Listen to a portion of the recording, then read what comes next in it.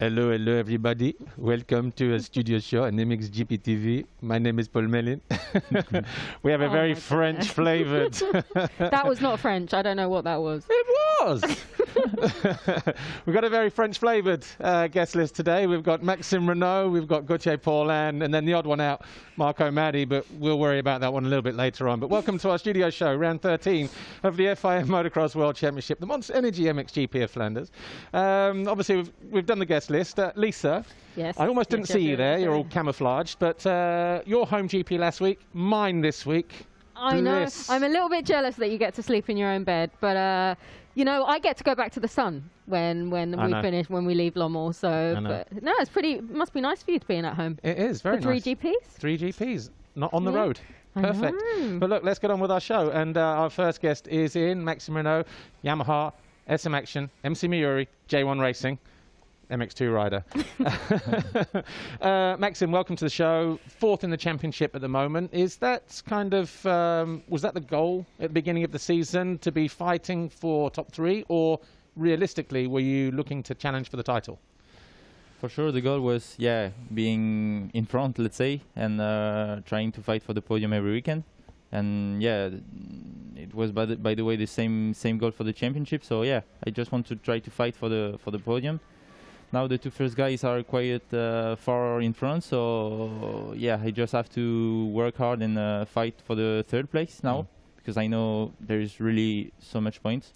So yeah, just going back on the races and try to focus to get on that podium, because yeah, it's so good to be there, and I'm missing it already, because yeah, Faenza was really good, really special to me, but then I had hard times in Mantova and also in Spain, so just want to get back there. All right, we'll talk about those in a moment. Yep. Obviously, things are going generally okay at the moment. As we said, 4th in the championship. It was a difficult start to the season for you, though, wasn't it? Maddii based in 11th overall, but then you bounced back in Holland with your first podium and your best career finish at the time, 2nd overall.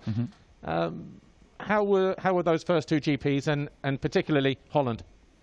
I think was quite tension in Maddii, so yeah, didn't get the best results and also the best riding. But then, like you said, in Holland was pretty good. Strange conditions, really hard to ride, and really easy to make mistakes. So, yeah, as we can see, was really muddy and really hell there. But no, I could do third in the motos, and then 2nd overall for my best career finish. So. It was a really good GP. I enjoyed riding those tracks. This was race 2 actually, and you started 3rd, fell down to about 8th or 9th, and then came back to 3rd. So were you actually quite pleased with the way you rode, even though you made that mistake? Yeah, I was so pleased, because I crashed quite hard and I hit the head, and then I just pushed, and I didn't saw all the race my pit board, so I didn't knew which place I was. And as I think you remember, after the finish, I was just like, am I podium or not? And when they showed me 2nd place, I was so pleased and so happy. So yeah, it was quite a tension race, but could manage to do it on the podium, so that was really great. I think actually in my commentary I said, show me the way to the podium. Is this the way to the podium? Yeah, and exactly. Obviously we have that, and the sort of outpouring of emotion there for you was clear to see. It was just one of those moments that was just like, yes. Yeah, it was like yeah, and sorry Ben, I didn't saw you. But yeah, that was great, really great, because I didn't knew, so yeah. Good. Well, after Holland, we actually went into lockdown, as you know. Was that a difficult time for you, or were you able to still train on the bike or not? No, training on the bike was quite difficult in France, so I had to stop. I just trained physically, and it was also hard for the mental, because I was feeling so good after Valkenswaard. I was just like, yeah, full inside the race, and I was feeling good, confident, so I just wanted races, and lockdown just shut down everything, so that was quite hard. But yeah, well, whatever you were doing, you did something right. You came back to Latvia, you rode consistently at the GPs, and then in the first round in Flanders, you not only did you get your first race win, but your first overall GP victory in MX2. That must have been such a great feeling for you. Yeah, that was just awesome. I could manage also to, not the all shot, because after the turn 1 I passed first in the 2nd race, and then just led all the moto, and Vial and Gertz was really pushing hard on my back, and was really tension race, and so long. I think longest race of my life, but that was great, just great. And at the end, finish line was crazy thing. And you were on pole position that day as well. Yeah. So the perfect weekend. Yeah, perfect weekend. I felt really good on the track, and just without thinking about anything, just rode like I know, and without pressure. Yes, for sure in the second race, but I was feeling so good, and just I realized, I think the night when I go under my bed and I said, wow, I won my GP, I made the pole position, and that was awesome. And obviously you hit the podium again 2 days later with second overall that day. So you clearly like riding the hard pack in Italy. I guess it's something you're quite used to coming from France. Yeah, I'm used to, and also with the Italian team now I'm quite used to ride on those typical tracks. I could also rode last year in the Italian Championship, so that was also a good thing to learn about those typical track, let's say, because everyone, I think, saw that it was kind of different things, and same feeling than Balkans aren't. But that helps me, and I enjoyed a lot riding there. Yeah. Well, unfortunately, since then, you've really struggled to put two races, decent races together. Exactly. I mean, why do you think that is? Do you think it's just maybe bad starts, crashes, just unlucky, or just, I mean, maybe it's the combination of things? For sure, in Mantova, my starts didn't help. Also, like in the second GP, I was really feeling good on the track. First moto, I finished second or third, I don't remember. And then the second moto, I just crashed on the start and gave my all to come back. But we know Mantova is really difficult to pass, and all those things made things difficult for podium, because everyone is really close in MX2, and you need to do two consistent races in front. So that was the problem. And as we say, you are 7 points behind Jed in third place. Who's the better sand rider, you or him? Because obviously we've got 3 rounds here now. I know you really enjoy riding the sand. You've been a Le 2K junior winner in the past. So is this going to kind of favour you and your riding style, do you think? Or is everybody going to be the same because of where everybody's based? I think everyone feel home at Lommel, because everyone knows that track. I mean, Iago is living really close. Jed also have the team really close from here. So everyone feeling good here, and I think we'll have some great battles here. Do you like the changes they've made? Yeah, that's really good, because it's been quite long times now. We had Lommel the same, and now they changed some things, and it looks really nice, really fast. So would be really good to try it and to discover a new track. Obviously, you are riding Yamaha SM Action MC Miuri J1 Racing, but it was announced a couple of weeks ago that you will be moving to the factory team. Is this always been a long-term ambition for you to become a factory rider? And I guess, are you happy to be doing it with Yamaha as well, the family you've been with for so many years? Yeah, for sure. The goal was to continue with Yamaha because I've been with them since my young age, and I'm still young, but since 85, let's say. But it was really a goal, and also I know Kemea is a really good team. I already know this team because I was with them in 1-5. So no, just really happy to be on this team for the next 2 years, and just looking forward, because I know there will be some changes and some new things to do, and new things. Just new things, so new adventure, and just looking forward. Yeah. All right. And finally, before we go, what would it mean to you to finish the championship top 3? Would mean a lot, because like you said, not factory team this year, supported team, and also for my team would mean a lot, and would be so awesome, because I worked really hard. I had some injuries and some bad moments, and now going back on the podium was already a big thing. But if I made the podium championship, would be just an accomplishment of all the work and all the hard moments we had. So I just want to fight for that and be top 3 overall in the end. All right, Maxime Renaux, thanks for joining us. Thank you very much. Gautier Paulin should be outside, I hope so anyway. Before we meet him though, let's check out some highlights from the MXGP of Spain last week. MX2 Race 2. Thank you.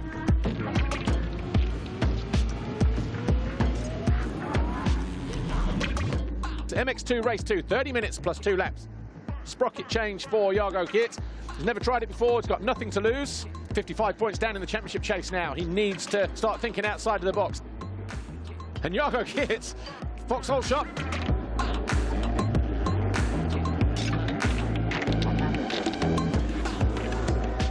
The 2 Monstrenis Yamahas, first and second. Tom Vial wedged between them. And Vial down the inside straight away, takes the line away. Fernandez down the inside of Watson and into 3rd place. Ben Watson, who's now into third. He's found his way past Fernandez. Fourth, but top of your screen. Van der Moosdijk might just sneak through on the inside into fourth place.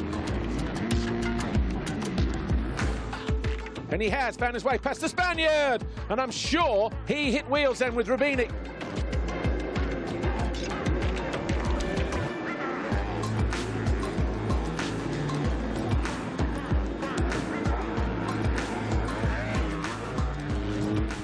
And Fernandez waiting for a door opening, and Watson just left it wide open.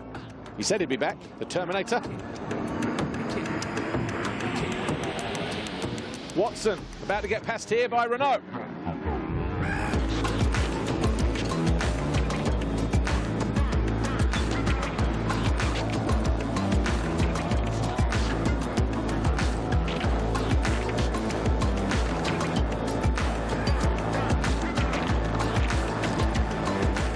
Oh, Vial, that is pit lane. Did he just lock up the back brake? He has stalled the bike. How much time has he lost? So he's only lost one position, Tom Vial. The Monster Energy Yamaha rider will take his 10th race win of the season. Vial wins the overall. Geerts second, loses 6 points to the Frenchman. Olsen third. Tom Vial now 52 points clear of Jago Geerts. It was third overall. Thomas Kjær Olsen, Rockstar Energy Husqvarna Factory Racing, 5th time this year. Jago Geerts, Monster Energy Yamaha, 2nd overall. Tom Vial, a winner for the 5th time this year.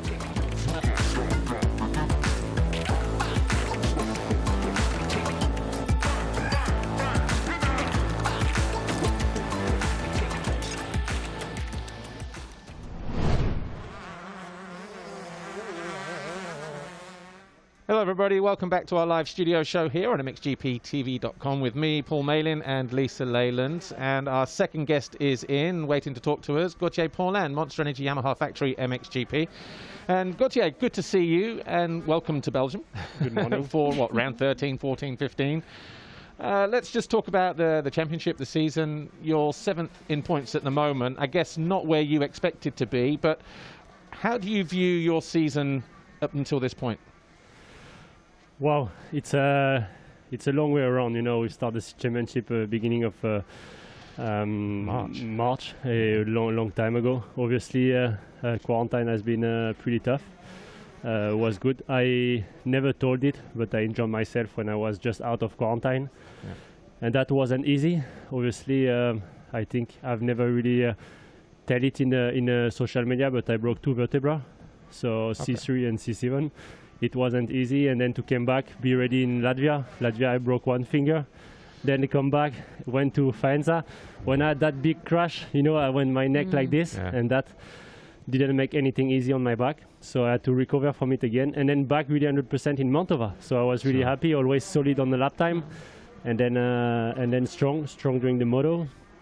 And Spain wasn't easy to pass. I was out of a good start. So those starts make me out of the race, but the speed was really good. So really up and down, obviously fighting, never giving up, and trying to show the best on the track without excuses. And I'm really happy with the Monster Energy Yamaha team. You know, really happy with the structure and with the bike. We've had some improvement to improve our starts because this was the issue until now. But I'm 100%, and I'm happy to be behind the gate. And with that COVID, everything, it's pretty stressful, anxious, you know, but we make it happen. Well, how have you found the new format, just briefly? Obviously, some riders prefer riding 2 days, some riding 1. I guess with your situation you just explained now, maybe you prefer the 1-day format because less stress on the body, or not? I prefer 1-day format for that situation, obviously.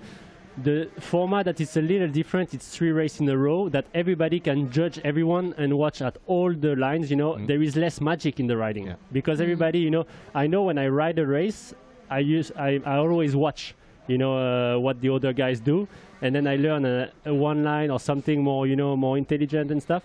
And now with the mesh behind the gate, everybody start the same.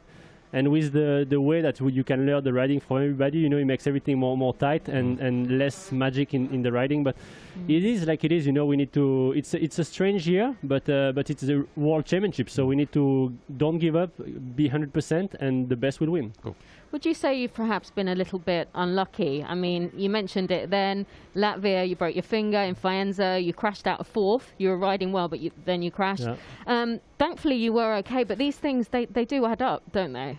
Yeah, you know, it was really tough, obviously, when from the crash I've had and broke my back to come back in that amount of time to be at the Italian Championship in Faenza, to get ready for Faenza MXGP. You know, it was really short.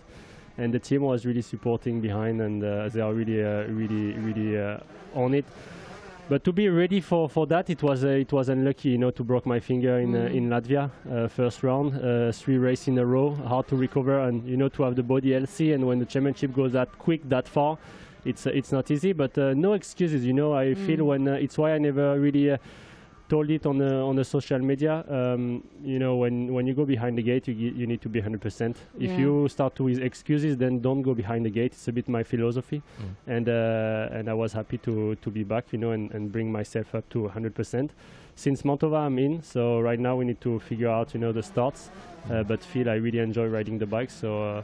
And my body is not anymore painful, because when you have a painful body, it's not easy. And that crash didn't really.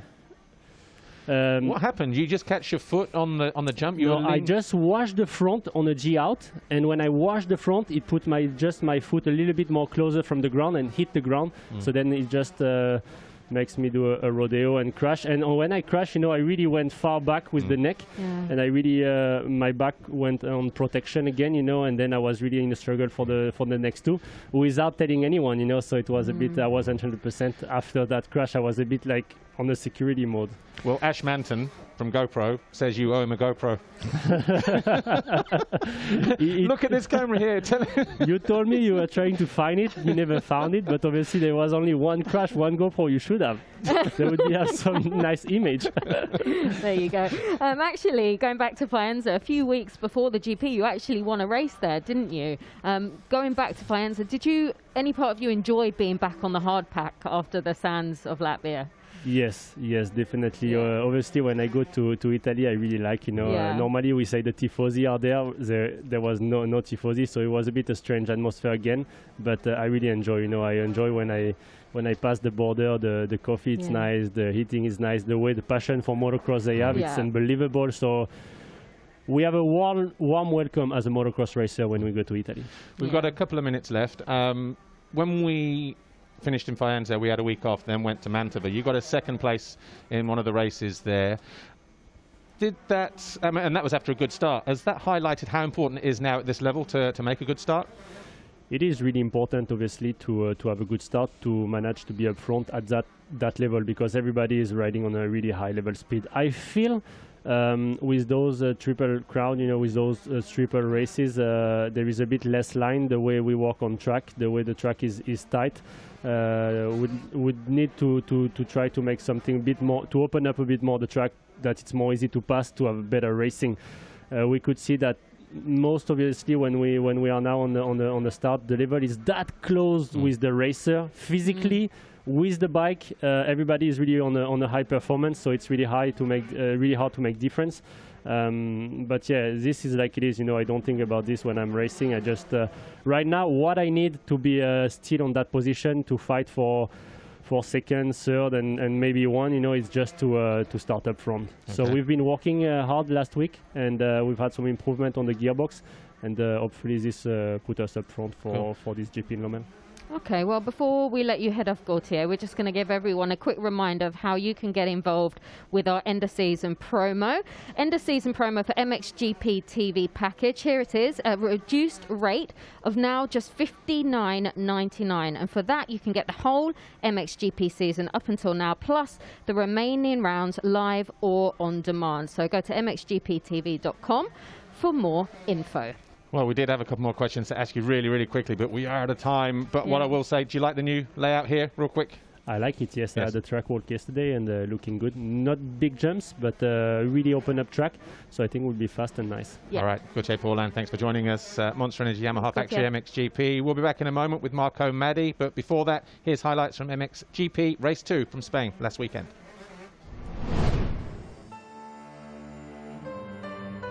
MXGP Race 2.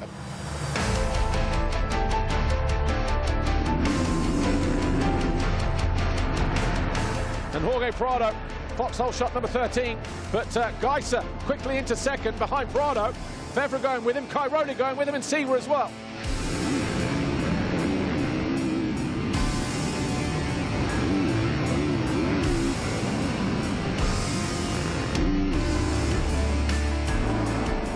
Seaver getting the better of Cairoli, but it's still Prado who leads. Gautier second, Fevre third. Knocking on the rear doors of Tim Gautier. Just picked himself up. Just leave him alone, let him get up on his own. Right, Walsh, is that through the waves somewhere? Here's Jeremy Seaver, still there in fourth place. This is how, well, just park it. Paulin taking no prisoners on Calvin Verlanderen.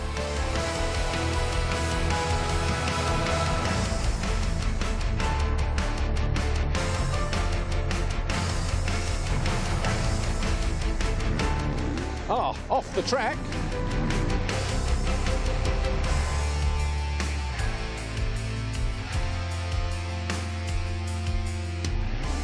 Oh, and Seaver a mistake. Caught a bump, sent him straight on when he wanted to go left.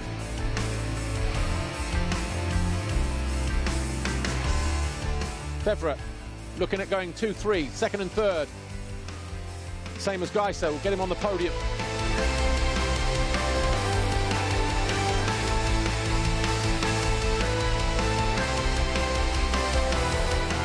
But another fantastic ride this for Jorge Prado. Jorge Prado, Red Bull KTM Factory Racing. The flag goes out. Nice big whip for Jorge Prado. He is the Spanish Grand Prix winner here in 2020, and he does it in supreme fashion as well. 2 wins out of 2. Congratulations from Tim Gautier. Jorge Prado win the Spanish Grand Prix with maximum points, his first wins on home soil. Gautier second, Fevre third. Koldenhoff and Dessau round out the top 5. Overall in the championship, Gautier pulls clear of Tony Cairoli to the tune of 24 points now. It was 11 at the start of the day.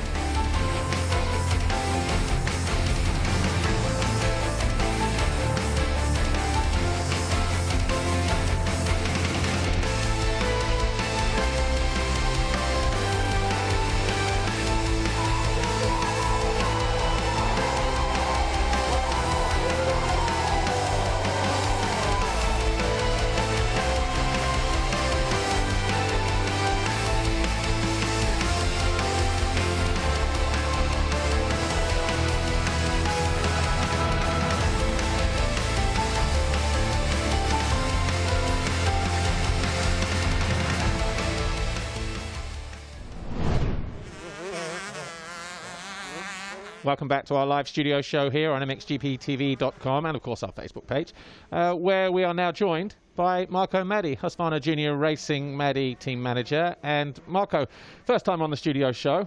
We won't ask you to sing. We just don't have time today. Yes. But you have a couple of good riders in your team, Alberto Ferrato, Mattia Guadagnini. There's also Max Spies in there. Yeah. But we're going to talk about Albi and Mattia. Yes. First of all, Albi Ferrato. Looking from the outside, he seems so serious. What is he like to work with? Alberto is a very funny guy, you know. He's never serious. He always take everything very light. But he's a really hard work guy.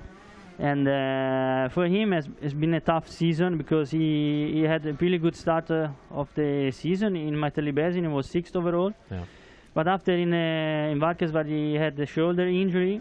And then he had time to recover due to the COVID, the break, so that for him was good. But after we came back in Latvia and he was ready, he was again in the top 10, but again a shoulder injury in the last race, and so now he's racing, but he's not 100%, so his condition is not the best, and he's still fighting for top 10, which is good, but of course it's been a very tough season for him. Well, you mentioned it briefly there. He was 6th overall in Maddii, which was brilliant. Was he happy with that? And were you happy with that result? Yeah, we were really happy. Our goal was to have a consistent top 10 with him, and I think in some races to be in the top 5. This I think was possible for him, and maybe still possible because we have still 6 races in front. So the goal was with him was this, to stay in the top 10 and sometime go on the top 5. And I think it was possible because he has the speed, he has the fitness and everything. Of course, his problem is the weight. He's heavy for the 250, but he's really fast. Yeah. Well, unfortunately, crashes have kept him from performing at his best. How is he doing now, and what expectations do you have on him for the end of the season? Right now, just ride, have fun, no big expectation, just do his best, because the shoulder is not 100%, so he cannot push to the limit. Otherwise, he risks to have another injury. So no big expectation, just solid ride and try to ride in the best way he can. And that's, I think, good enough. I think when he have this, he have also good results. Yeah, it was a shame because obviously here he was riding really good in Maddii Basin, challenging top 5. He was 6th overall. But let's move to Mattia Guadagnini, though. Obviously, we've seen him in EMX 250, not leading the championship, but winning races, winning rounds, despite some up and downs during the campaign. He's won the last 6 races, the last 3 rounds in a row, and obviously the latest one was here in Spain. You must be really pleased with the way that he is performing and the kind of rider that he is turning out to be. Yeah, I'm really happy about Mattia. He's a rookie in the 250, so that's impressive for me. And the start of the season in Varkas, but for him it was pretty tough. He was a little bit nervous. Also the bike setting was not 100%, so the result in Varkas was not the best. But after, when we came back after the COVID, he was more fit, more ready, more convinced that he can stay in the front. And after that, he was many times on the podium, and the last races he won. There's only a mistake he did in Mantova when he crashed and he damaged the bike that he has to stop. So that was the only thing. So for the rest, he's doing an amazing season in my eye. Obviously, EMX 250 have the last 2 rounds here and Lommel today and on Tuesday. Do you still feel that he can win the championship based on the performances from the last 3 rounds where he's won every race? I think he's pretty strong, but I also know that we didn't train so much in the sand, so for him it will be a very tough race. So it depends also in Benisant, if he will be nervous or not, how he will manage the race, also Benisant. So Mattia is okay. I mean, he's not nervous, so I think we have a good chance to fight for the title until the end, yes. Okay. Well, next year Mattia will move to MX2, but he's already shown us that he could be a contender. We saw him in Faenza leading a race. What were you thinking when you saw him leading Vial and all the other guys behind him? We've just got it here. Yeah, it was amazing for all the team, you know. We started to work with Mattia in 2018 in the EMX 125 when basically nobody knew him. And now it's to see him in front of the World Championship MX2 is the best we can expect, and for the team it was amazing, just amazing to see him.